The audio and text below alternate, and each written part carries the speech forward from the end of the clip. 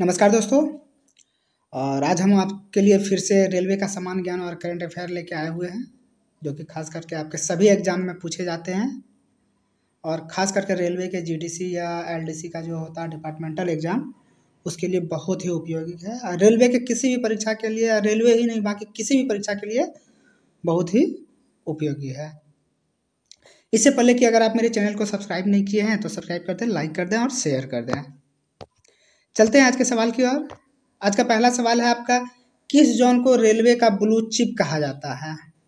किस जोन को रेलवे का ब्लू चिप कहा जाता है? पहला ऑप्शन पूर्वोत्तर सीमांत रेलवे, दूसरा पूर्व तटीय रेलवे, तीसरा कोंकण रेलवे, चौथा उत्तर पूर्व रेलवे।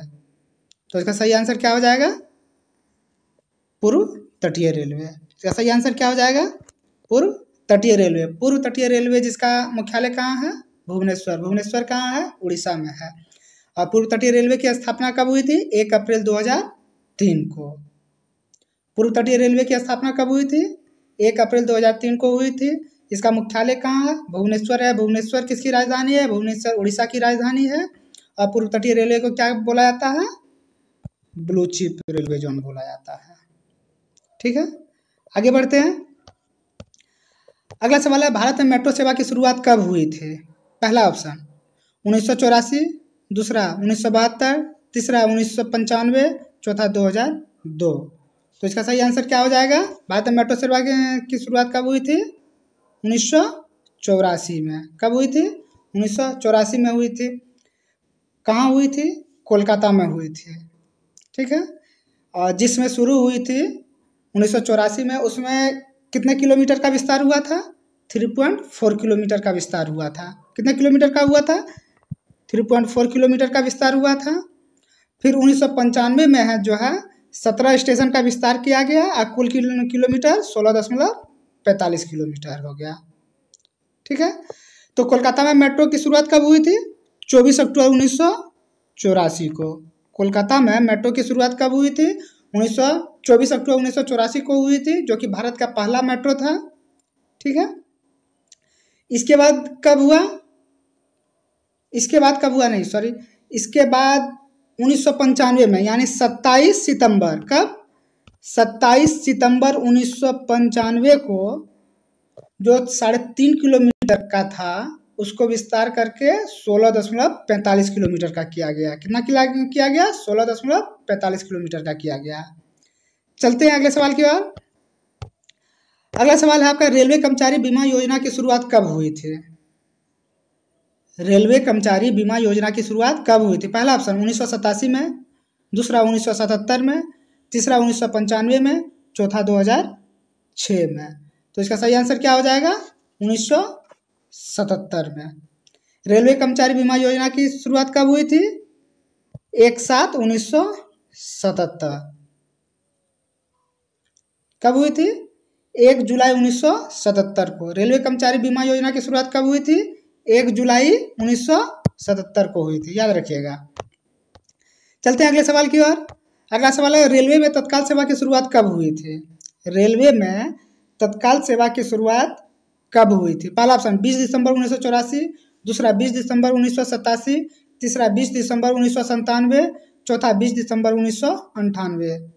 तो इसका सही आंसर क्या हो जाएगा? 20 दिसंबर 1997। रेलवे में तत्काल सेवा की शुरुआत कब हुई थी? 20 दिसंबर 1997 को हुई थी। तत्काल जो होता है, दो होता है, एक एसी का होता है और एक स्लीपर का होता है। तत्काल किसा किसा होता है? एक एसी का होता है और एक स्लीपर का होता है। ठीक है, और एसी का टाइम क्या है? एसी के तत्काल का टाइम क्या है? सुबह 10 बजे होती है। किसी भी, चाहे फर्स्ट एसी हो, सेकंड एसी हो या थर्ड एसी हो, उसका तत्काल समय क्या है? 10 बजे है। और स्लीपर का जो होता है, जो नॉन एसी है स्लीपर, उसका तत्काल समय क्या है? 11 बजे। ठीक है, तो एसी क्लास का तत्काल बुकिंग कब होता है? 10 बजे होता है। और स्लीपर क्लास का तत्काल बुकिंग कितने बजे होता है? 11 बजे होता है। तत्काल जो होता है आपका ऑफलाइन जो होता है, जो रेलवे काउंटर पे होता है, वहाँ भी जाके करा सकते हैं। और एक ऑनलाइन आप खुद से अपने अकाउंट बना के कर सकते हैं। समझ गए? तो रेलवे में तत्काल सेवा की शुरुआत कब हुई थी? 20 सितंबर 1997 को हुई थी। AC 10 बजे से होती है और स्लीपर 11 बजे से होती है। चलते हैं अगले सवाल की ओर। अगला सवाल कहता है कि विश्व का सबसे पुराना रेलवे स्टेशन कौन सा है? विश्व का सबसे पुराना रेलवे स्टेशन कौन सा है? पहला लिवरपूल, दूसरा व्लादिवोस्टॉक, तीसरा वाशिंगटन, चौथा चर्च गेट। तो इसका सही आंसर क्या हो जाएगा? लिवरपूल। क्या हो जाएगा? लिवरपूल। विश्व का सबसे पुराना रेलवे स्टेशन कौन सा है? लिवरपूल है। लिवरपूल कहाँ है? लिवरपूल लंदन में है। ठीक है। यह कब चलाया गया था? 1830 में चलाया गया था। ठीक है। और ये लिवरपूल कहाँ है? मैनचेस्टर इंग्लैंड में है। ठीक है। और लंदन भी इंग्लैंड में ही है। ठीक है। तो विश्व का सबसे पुराना रेलवे स्टेशन कौन सा है? लिवरपूल। विश्व का सबसे पुराना रेलवे स्टेशन लिवरपूल। और सबसे कब बनाया गया था? 1830 में बनाया गया था। लिवरपूल कहाँ है? मैनचेस्टर इंग्लैंड में है। चलते हैं अगले सवाल की ओर। अगला सवाल कहता है आपका सबसे लंबी रेलवे सुरंग की लंबाई क्या है? सबसे लंबी रेलवे सुरंग की लंबाई यानी भारत की सबसे लंबी रेलवे सुरंग। तो भारत की सबसे लंबी रेलवे सुरंग की लंबाई कितनी है? पहला ऑप्शन 11.26 किलोमीटर, दूसरा ऑप्शन 6.321 किलोमीटर, तीसरा ऑप्शन 9.352 किलोमीटर, चौथा ऑप्शन 14.963 किलोमीटर। तो इसका सही आंसर क्या हो जाएगा? भारत की सबसे लंबी रेलवे सुरंग की लंबाई कितनी है? 11.26 किलोमीटर। भारत की सबसे लंबी रेलवे सुरंग की लंबाई कितनी है? 11.26 किलोमीटर। ठीक है। यह कहाँ है? ये पीर पंजाल में है। कहाँ है? पीर पंजाल। इसका नाम क्या दिया गया? पीर पंजाल दिया गया है। और किसमें है? बनिहाल दर्रे में है। बनिहाल रेल सुरंग। ठीक है।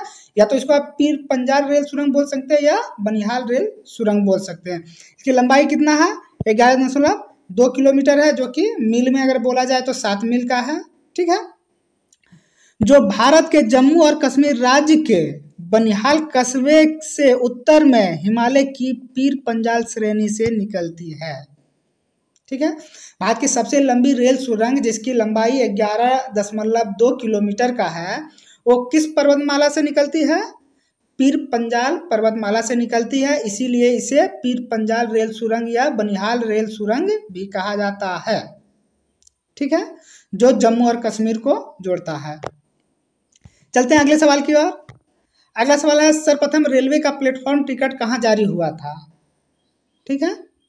तो सर्वप्रथम रेलवे का प्लेटफॉर्म टिकट कहाँ जारी हुआ था? पहला ऑप्शन लाहौर में, दूसरा पंजाब में, तीसरा दिल्ली में, चौथा चेन्नई में।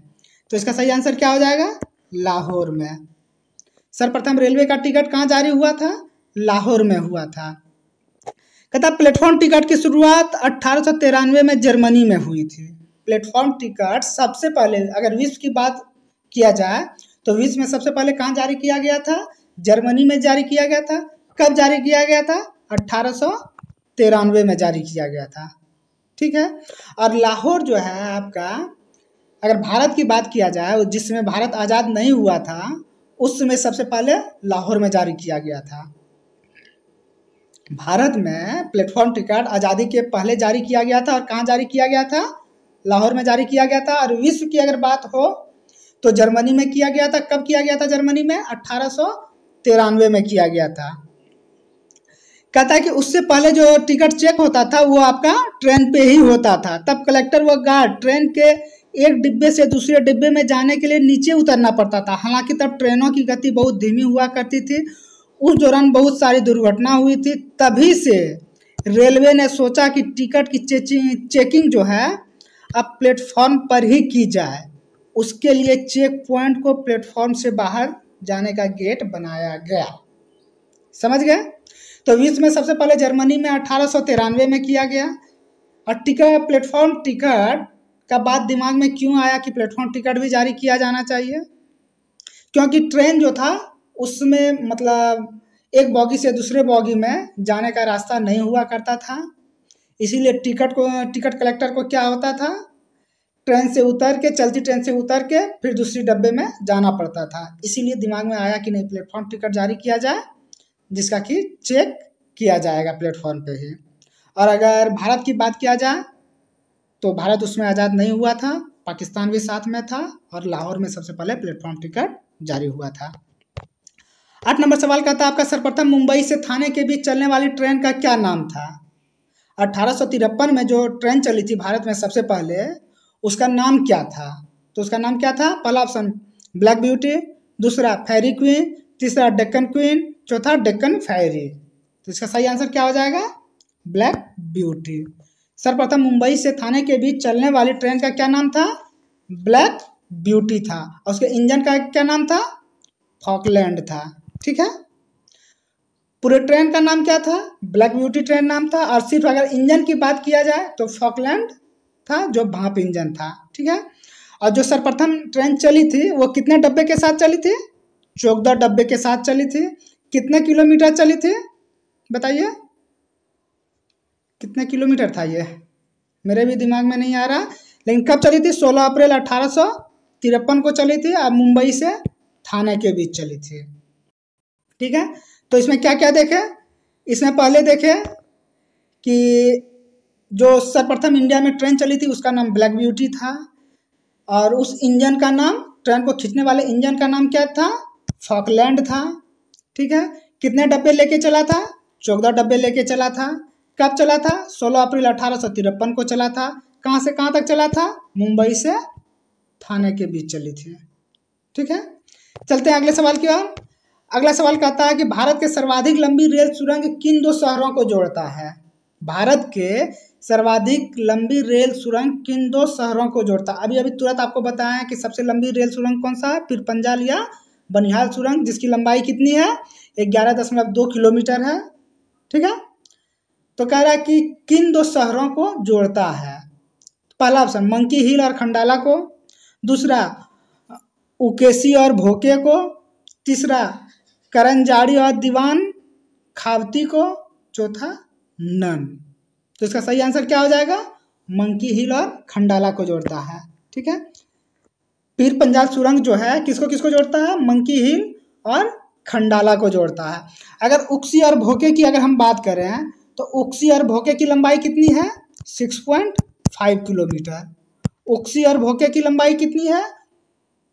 उक्सी और भोके जो है 2 शहर है, 2 रेलवे स्टेशन है, उसके बीच ये सुरंग है। ठीक है, इसकी लंबाई कितनी है सुरंग की? 6.5 किलोमीटर है। और इस सुरंग का नाम क्या है? इस सुरंग का नाम है कारबुडे सुरंग। क्या नाम है इस सुरंग का? कारबुडे। क्या है? कारबुडे सुरंग। ठीक है, इस सुरंग का नाम क्या है? कारबुडे सुरंग। यानी कि पीर पंजाल सुरंग के पहले भारत में सबसे लंबी सुरंग कौन सी थी? कारबुडे सुरंग थी, जो 6.5 किलोमीटर की थी। और ये किसको किसको जोड़ता था?